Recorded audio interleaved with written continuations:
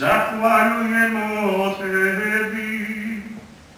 Gospodine sveti Oče, svemogući vječni Bože, Ti si svoga Sina jedinca, Gospodina našega Isusa Hrista, uljem radosti pomazao za vječnog svećenika i kralja